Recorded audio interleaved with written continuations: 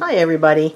Today I thought I would hop on and do a fairly quick video about pie crust. I actually had a request to do a cooking video on pie crust, and I have, I must say, a pretty awesome recipe for pie crust. My pie crust recipe calls for an egg, and you take that egg and you put it in with a half a cup of cold water and a tablespoon of vinegar. And so that's kind of different. I've not ever seen one done like that. So that's why I thought I would do it. And all I do is you just mix this up into the water and the vinegar. So it makes this nice yellow mixture. And in this bowl right here, I have flour, sugar, and salt. And I'm just going to go ahead and whisk that with a whisk. And this recipe makes 2 9-inch pies. And I would like to cut it in half because I don't really need to make that much pie. But it calls for 1 egg, and you can't very well split 1 egg. So I'm making the whole thing. So there's my flour mixture, and also it calls for shortening. And I wanted to show you guys this really cool measuring cup that I have. This is a Pampered Chef measuring cup, but I think you can buy this at a kitchen supply store. And, excuse me, it's like a big plunger. And I've taken my, my shortening and measured it in here. And just to let you know, you guys, I like to use shortening that has butter flavored. So look, you just plunge it up and, you know, you put your flour in, you measure out to on here, it tells you how much you need. Like say I needed 1.25 cups today, so I push the plunger down to 1.25 cups. You know, you put it where you need it, and then you just push it out when you get it full, and it pushes it right out. So neat and tidy. It's great for things like shortening or peanut butter, something like that. You know, really gooey, sticky things. So anyway, there's my shortening, and I'm going to mix that in with the flour. And I just use a regular wooden spoon. I know lots of people have pastry cutters and excuse me, pastry mixers. I would use one if I had one, but I don't have one. And I don't like to have you know, utensils around that are only one use, so I probably won't get one. It works great just mixing it up with a spoon. So that's all I'm doing today. And you want to just mix it up until you get to the shortening mixed up into, I would say, like pea-sized pebbles. So you know, just keep mixing it and cutting in, cutting the, you know, shortening with your spoon, and just mix it up. And now, like I said, I think my recipe, like I said, calls for that vinegar and the egg, and I think that adds flavor to the pie crust. And to me, I don't know about you guys, but to me, when I have a pie, I want every aspect of that pie to taste good. I think the crust should taste just as good as the inside. So that's why I like this recipe. And I always use butter flavored shortening. It's got a nice yellow color to it, and which is probably fake food coloring, but nonetheless, it gives your pie crust a nice color. And I like the flavor of it. So now it's all mixed up, so I'm going to just add my egg and water and vinegar mixture. I want to make sure I get all of that out, so I'm going to, here it is. I just want to make sure I get all that yolk off the bottom. I don't want to miss out on anything. And I just mixed it here in my Pyrex glass pie measurer. And so you just mix it up. It's going to be quite wet. So what I'm going to make today, I think I'm going to make a chicken pie for dinner. So this would be a good, you know, a great thing to have, you guys, on hand for Thanksgiving. You know, when you do up a turkey, you got all those wonderful leftovers, you could make a turkey pie. Have some pie crust in your refrigerator all done up, and that way, come, you know, turkey day, when you take the turkey off the bones, you'll have your pie crust already. You can whip up some turkey pies that can go right in the freezer.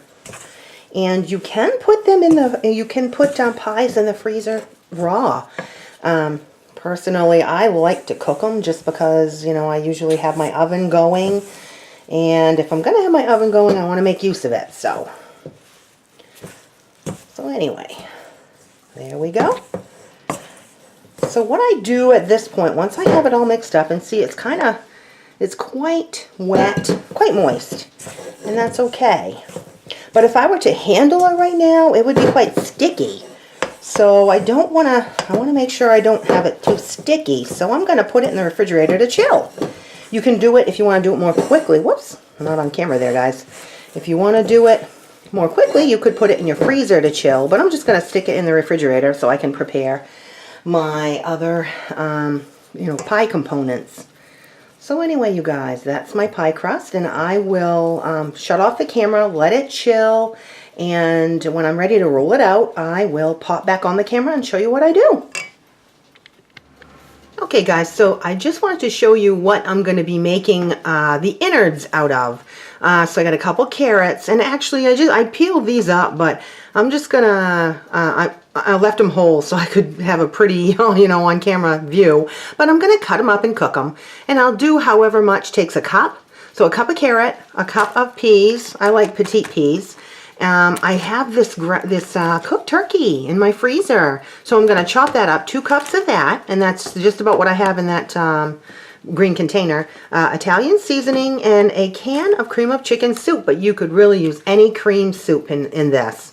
So that's what I'm going to do, and I'm going to prepare these ingredients, and then I'll be ready to roll out my pie crust. Okay, guys, so I just have my carrots on the stove cooking right now, and what I've done is, you can see I've chopped them up pretty tiny. I like to have small size vegetables, you know, in this pie, in a turkey pie. And I have petite peas, so I like to have the carrots be small too. Now, I just wanted to let you guys know, you know, if you have frozen peas and carrots, you can certainly do this, you know, put them in, cook them up and put those in. I personally do not like frozen carrots, so I always buy fresh, cook them up, and then I throw the frozen peas in at the last minute. I don't mind frozen peas. I just don't like frozen carrots. So, but you know, you guys can do whatever you guys want. I personally like peas and carrots, so that's what I like to put in. But you could even put in a different veggie, you know, whatever you have growing in your garden. Even cut up zucchini would probably be pretty good in here. But anyway, I just wanted to let you know kind of what I'm doing and why I'm doing it. Okay, guys, so the peas and carrots are all done cooking, so I'm just going to go ahead and fish them out and add them to my turkey. Now I've got 2 cups of cut up turkey that was frozen and I had thawed it out. I've got 1 can of the cream of chicken soup, and I've got a teaspoon of Italian seasoning. So now I'm just going to add my cooked veggies. Now I'm taking them out like this because I'm straining them and keeping the water, because just in case I feel that it's a little dry, I might go ahead and add some of that water in, because that's, like I said, filled with nutrients. And if I had to add liquid, I would either use some of my bone broth that I have in the freezer, or I would add the vegetable water. So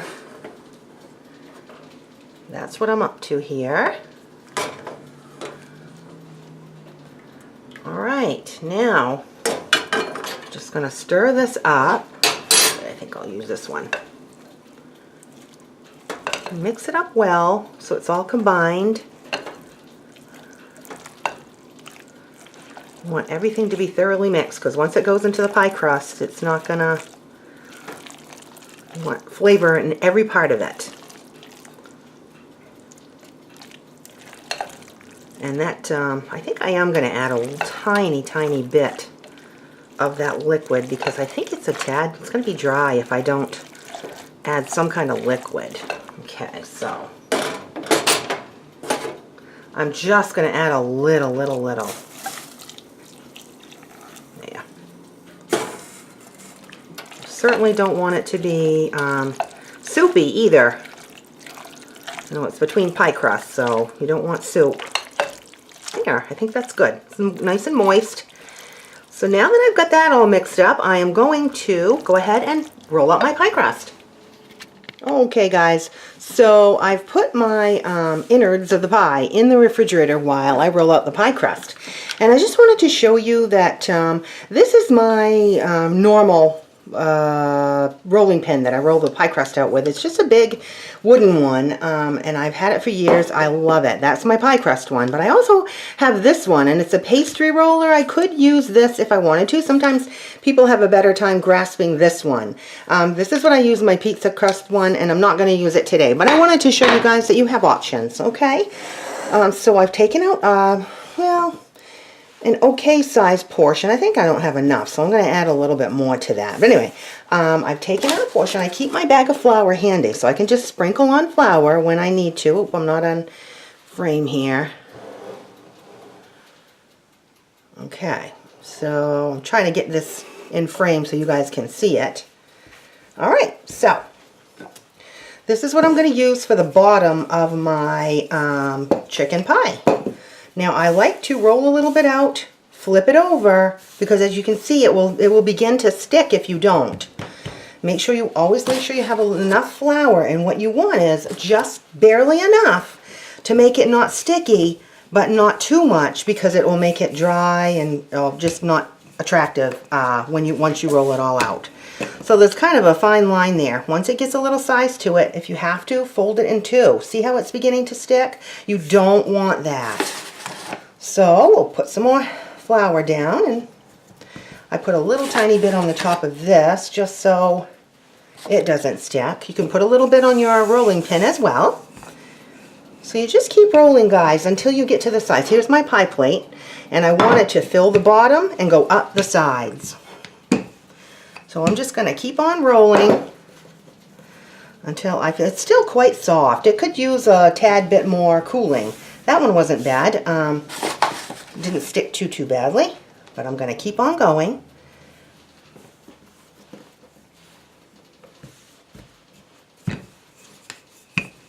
Try to get it as round as possible, because you want it to fit into your round pie plate.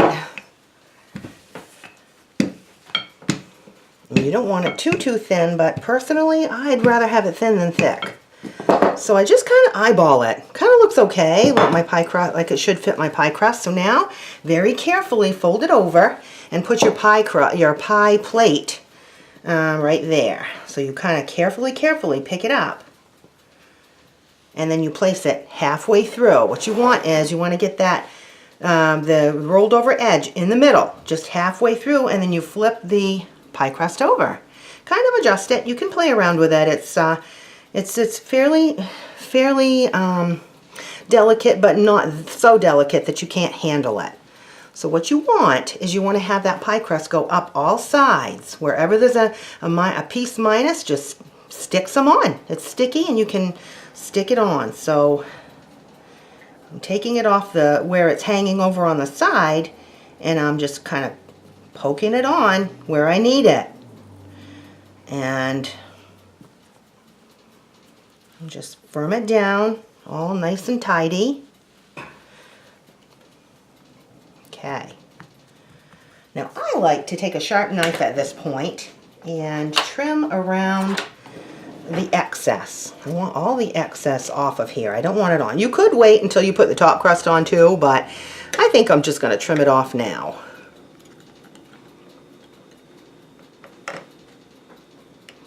This crust came out really good, you guys. It's got a nice color to it.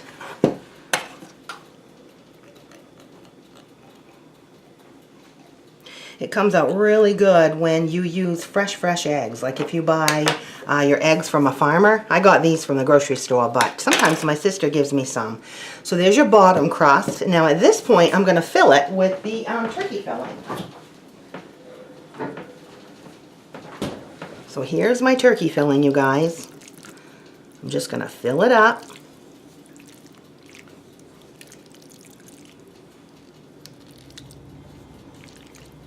This is going to be a nice full pie. Now this is a 9-inch pie shell. You can get 8-inch, 9-inch, and 7-inch. I believe they sell some individual ones too, but I don't have any of those. So I should though. I'm one person, so there. Get all the little scrids out from in the bowl. Okay, just smooth it over. Now we're ready for the top crust, guys. So I'm going to set that aside. Now I'm going to roll out the top crust. So we want to put lots of flour down. And this is my pie crust. I'm just going to grab a hunk. Really, I just grab a hunk off from there. I think that looks pretty good. That'll make it's probably too much. That'll make a good sized top. So I usually put it down in the flour, get flour on it, and then flip it over. Rub it off because you don't want too much. It's a fine line between just enough and too much, you guys. But you'll get the hang of it. You'll get the feel of it after you do it for a while. While I'm doing this, I have my oven heating to 400. Just remember to keep picking it up, and you make a mess because you get flour everywhere, but that's okay. It's well worth it, you guys. Okay, I can tell by the way it's acting, it's sticking down here. Once you do this a little bit, guys, you get the hang of it, you become a pro in no time. And having homemade crust is so much better than the store-bought stuff. I will tell you that sometimes I do buy the store-bought stuff. If I know I'm going to have a difficult week time-wise, I will buy the store-bought stuff. It's not too bad, but mine's better. Okay, that's about right. So for the top crust, yeah, it's sticking a little bit. So for the top crust, you guys, I fold it over just like I did the bottom crust. I want to get that flour off. And for the top one, you need vent holes. So I take a sharp knife and I just cut 3 slits. Don't cut the edge here because that's folded over. You don't want that cut. You just cut 3 slits in it. That's going to be vent holes for your pie. Now bring your pie over and place that just like you did the bottom, halfway over. Okay, and then you flip it over and there are your pretty vent holes. There. So at this point, I like to cut off the excess. You just go around, you take your knife and you put it up against the side of the pie plate and just cut off that pie crust. And then when I get this, on this particular pie plate, there's some handles on it. I just keep on cutting. Just straight up and down cutting. You don't want to cut yourself shy on the inside. You want to have that crust just to the edge. Excuse me. All right. Now, these little scrids, don't throw away. Keep them. Put them in your bowl with the rest of your pie crust. Now, at this point, what you want to do is you have to crimp the edges. So what I do is I take my 2 thumbs and I make sure that I've got flour on my thumb pads. And then I put them together and I just pinch them together. So that's what I do all around the edge. And what you're doing is you're pinching that pie crust together so that it won't leak and ooze out all over your oven. Because in the oven it's going to, boil up, of course. Boil on the inside, but you don't want it to boil over. I always put a pan underneath just to be on the safe side, especially for a berry pie. Berry pies seem to be pretty juicy. This one's probably going to be pretty juicy because we put in that can of cream of chicken soup. So you just keep going all around the edge with your 2 thumbs, pinching it together. And there's 100 different ways to do that, guys, but that's how I do mine. Look how pretty that looks. Okay, so now usually I put butter on the top of this pie crust just to give it a little color and make it so it won't crack or anything like that. So let me get the butter out. It is a good idea you can do it with milk, you can do it with egg yolk and brush it on. There's some different things you can use, but I prefer, I like to use butter. So I'm just going to, my butter is not soft, so I'm just going to cut off little pieces of it and you just drop it on. Just to give it a little color and taste and flavor, and that will melt as it cooks in the oven. Makes it really good. I'm just cutting. You put on however much you want, guys. You'll get the feel for it after you do it for a while. I even take my hands and just kind of break it up. So easy. You could take your leftover pie scrids and make designs. If you have a cookie cutter, you could cut out leaf designs or any kind of design. Have the kids do that. They could help you out with it. All right, I think that's good. So I am going to go ahead and put this in the oven to cook, and it should be, I would say, 30 to 45 minutes. But I'm going to watch it because it's in a pretty hot oven. So I'll shut off the camera and we'll start it back up in a minute. Okay guys, I just want to show you this one last thing before I put this in the oven. This is a pie protector. It's a pie shield. You can buy these in any kitchen supply store. I think Walmart has them too. I don't even remember where I got this one. But it's kind of cool. It's got the notches cut in the sides for the handles on the pie plate. Some pie plates have handles and some don't. So all you do is you put it over the top. Now this is a 9-inch ring, so if you use a smaller pie plate, you'd need to use one that's smaller. But that protects the edges so it doesn't get too dry and burned. And it might be fine, but I'll take this off a little bit of the way through. But I just wanted to show you that last little trick. Okay guys, so I wanted to show you another thing that I'm going to do with my pie crust. So this is what I've got left over. Just a little ball of pie crust. I'm going to put that, I'm going to wrap it in saran wrap and put it in the freezer for later use. But for this, I rolled some out, and I always do this, and I got to tell you, my mother did this when I was a kid, so I just love doing this. So what I did was I rolled out some pie crust and I cut up some butter. Usually I have the butter soft so I can smear it on, but the butter's not soft. So I just you know, broke it up into chunks. So what I'm doing here is I'm putting some cinnamon. I've got some cinnamon. I'm just sprinkling it on. And I want, you know, be pretty generous, you guys, because you want them to be flavorful. So be pretty generous here. And you just cover the whole thing with cinnamon. And then you put sugar on it. And I use Truvia. So I'm using Truvia, but you can just do regular sugar.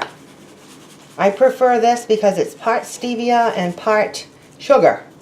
And it's not so sickeningly sweet.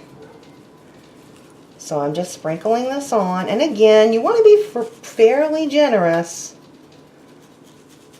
And when that butter melts in there, oh my gosh, you guys. It makes them all ooey and gooey. Oh, these are so good. Okay, so I've added the butter, I've added the sugar, I've added the cinnamon. Now what I do is I just start at this end and I roll. Just roll it right up, encapsulating all of the sugar and butter and cinnamon. You roll it as tight as you can. You know, the butter's in chunks, so it's not going to be all that smooth, but that's okay. You just keep rolling, rolling.